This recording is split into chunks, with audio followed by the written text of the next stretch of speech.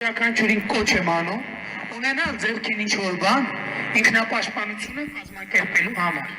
Կլինի փայտ, կլինի քար, չգիտեմ ինչ։ Ազգային ժողովը քննարկում էր Հայկ Կոնջորյանի թեկնածությունն ազգային ժողովի փոխնախագահի պաշտոնում, սակայն ելույթները պարբերաբար դուրս էին գալիս օրակարգի շրջանակներից։ Հայաստան խմբակցության падգամավոր Լևոն Քոչարյանը հերթական անգամ անդրադարձավ մարտի 1-ի իրադարձություններին։ Գիտեք, միգուցե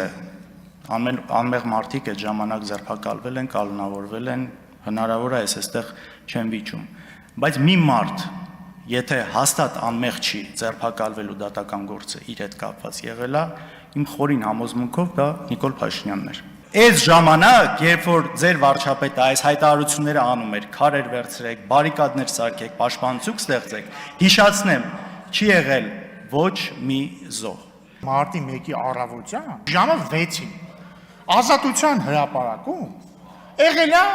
մաքսիմում 100 մարդ։ Ոչ մի բան չեն արել։ Միակ բանը, որ արել են, քնելն է եղել կամ խռացնելը։ Հատուկ ջոկատայինները եկել են, սկսել են բոլորին ծեծել, դուբինկեքով ծեծել։ Մարդիկ փախել են հետևներից վազելով,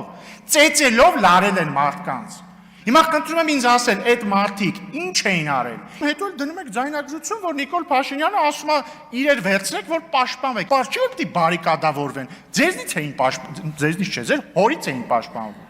Քաղաքացիական պայմանագիր կուսակցության падգամավոր Սոնա Ղազարյանն էլ անդրադարձավ ընդդիմության կողմից բարձրացված այլ թեմաների, արձագանքեց նաև Նարեկ Կարապետյանի հայտարարությանը։ Կան թեմաներ, որոնց շուրջ անել մանիպուլյացիաներ, իմաստ չկա։ Համար 1 արտաքին ոլորտում խաղաղության պայմանագիր, իմաստ չկա, հրապարակված տեքստ է։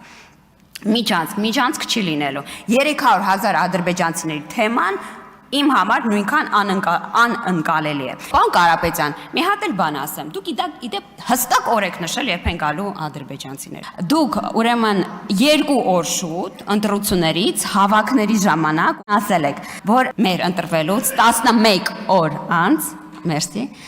վերադառնալու են ադրբեջանցիներ։ Ռուբինյանն էլ կոչարեց չօգտագործել 300,000 ադրբեջանցիների վերադարձ ձևակերպումը, նշելով, որ նման թվով ադրբեջանցիներ Հայաստանի տարածքում չեն բնակվել, հետևաբար այդ եզրույթը չի համապատասխանում իրականությանը։ Քննարկման ընթացքում ընդդիմադիր падգամավորները անդրադարձան նաև Հայկ Կոնջորյանի թեկնածության շուրջ հնչող հարցերին, մասնավորապես բարձրաձայնվեց նրա կնոջ հայփոստում աշխատանքի եւ աշխատավարձի թեման։ Պետական կառավարմանն անցնելուց հետո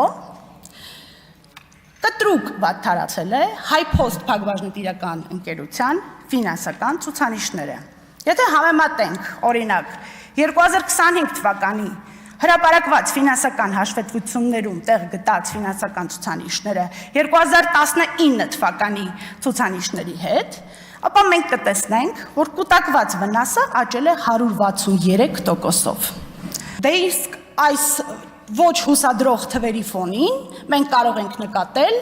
որ այս տարիների ընթացքում top management-ի գծով ծախսը աճել է 28.6%-ով։ Արդեն եզրափակիչ ելույթում Հայկ Կոնջորյանն անդրադարձավ իր կնոջ աշխատանքի վերաբերյալ ցուցանիշներին։ Կոնջորյանի խոսքով ըստ հրապարակված տեղեկատվության իր կնոջ կառավարման շրջանում Հայփոստը պետությանը վճարել է 1 միլիարդ դրամի դիվիդենդ, իսկ 2024-ից 25 թվականներին ընկերության ֆինանսական արդյունքը բարելավել է 900 միլիոն դրամով։ Միաժամանակ փոխնախագահի թեկնածուն հայտարարեց, որ ընդդիմադիր գործընկերներն իր թեկնածության վերաբերյալ որևէ հակափաստարկ չեն ներկայացրել։ Ամեն ինչ իմ թեկնածության իմ հետ փոխկապակցված անձանց շուրջ, բայց ոչինչ իմ գործունեության վերաբերյալ։ Բայց մի բան կա, որ ունեն, հատկապես Հայաստան Դաշինքի իմ գործընկերները, նրանք վախ ունեն։ Դուք վախենում եք, հարգելի գործընկերներ, որ ես այստեղից բարձրանամ այստեղ։ Հանգիստ եղեք, եթե ես ընտրվեմ, խոստանում եմ ձեզ համար ապահովել հաճելի ժամանց այս նիստերի դահլիճում։ Ինչի վախ ունեք ինձանից, որովհետև կներեք Դուք 5 տարի ինձանից փախած եք մանեկել։ Քվեարկությունից առաջ ընդդիմադիր խմբակցությունները ներկայացրին իրենց դիրքորոշումները։ Հայաստան խմբակցությունը հայտարարեց, որ չի մասնակցելու քվեարկությանը, իսկ ուժեղ Հայաստանը դեմ է քվեարկելու։ Քվեարկության արդյունքներով Հայկ Կոնջորյանն ազգային ժողովի նախագահի տեղակալ ընտրվեց 63 կողմ եւ 28 դեմ ձայների հարաբերակցությամբ։ Հետո խորհրդարանն անցավ օրակարգի հաջորդ հարցին՝ իշխող քաղաքացիական պայմանագիր կուսակցության կողմից ազգային ժողովի փոխնախագահի պաշտոնում առաջադրված Վահագն Ալեքսանյանի թեկնածության քննարկմանը։ Թեկնածուին հարցեր ունեին միայն ընդդիմադիր падգամավորները։ Լևոն Քոչարյանը հիշեցրեց նախորդ գումարման ազգային ժողովում Ալեքսանյանի հնչեցրած ելույթներից մեկը։ Խոսում եք ձեր ինչ որ մանկությունից, որ դուք կռիվ եք արել, եղելա ձեզ ծեծեն, դուք ծեծեք, ու այս համեմատության մեջ կարծես իմ հետ էիք ուզում համեմատվել ու ասում եք, այ իսկ Լևոն Քոչարյանը իր փոքր տարիքում, երիտասարդ տարիքում, երբ որ հարց էր ունենում, ԱԱԾ-ի ալֆաներ այդ հարցերը լուծում։ Նախ սա բացարձակ սուտ է, զրպարտող է, չգիտեմ ձեր համար, ոնց իմ համար կոնկրետ սա շատ վիրավորական է։ Այո, ձեր երիտասարդության տարիներին ձեզ թույլատրված է եղել ամեն ինչ։ Ձեզ, ձեր ընկերներին, ձեր շրջապատին, ձեր հոր կողմից նշանակված մյուս պաշտոնյաների որդիներին, դրա մասին բոլորը գիտեն։ Ընտանիքներ են եղել, կլաններ են եղել, պարոն Քոչարյան, որոնց զավակները երբ որ մտել են սրճարաններ Երևանում, ինպես տղերքը սովորական ուսանող տղերք իրանց ընկերուհիների հետ են եղել, դուրս են եկել այդտեղից, արագ որ հանկարծ մի պատմության մեջ չընկնեն, որովհետև բոլորը գիտեն թե ինչ կարող է տեղի ունենալ։ Բոլորը գիտեն թե ինչ կարող է տեղի ունենալ։ Հիմա դուք ինձ ուզում եք համոզեք, որ այն կյանքը, որը որ մենք բոլորս ապրել ենք, որը որ մենք բոլորս տեսել ենք սուտ է։ Հարց տալու համար հերթագրվել էր նաև Ուժեղ Հայաստան խմբակցության պատգամավոր Էդգար Ղազարյանը, սակայն միանգամից հնչեցնել հարցը չստացվեց։ Չեք խոսում, պարոն Ղազարյան։ Մտածում եմ, բայց ձևակերպում։ Անջատեք պարոն Ղազարյանի խոսքը։ Բայց սկսել էր մտածել պարոն Ղազարյանը, գուցե մտածել ու վերջում ներողություն խնդրել այս սակրավորների մահը կամենալու համար։ Պարոն Միրակյան, պարոն, որ մտածի բրծնի,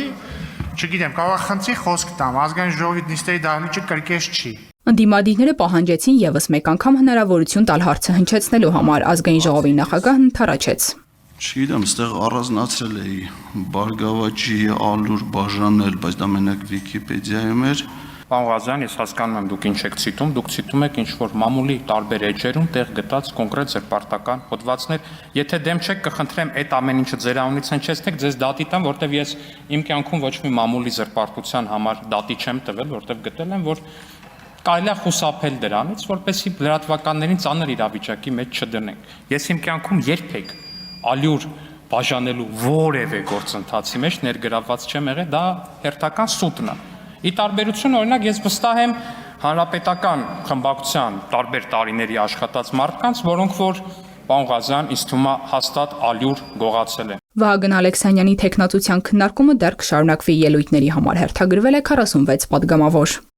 Էլեն Խուդյան, Հորիզոն։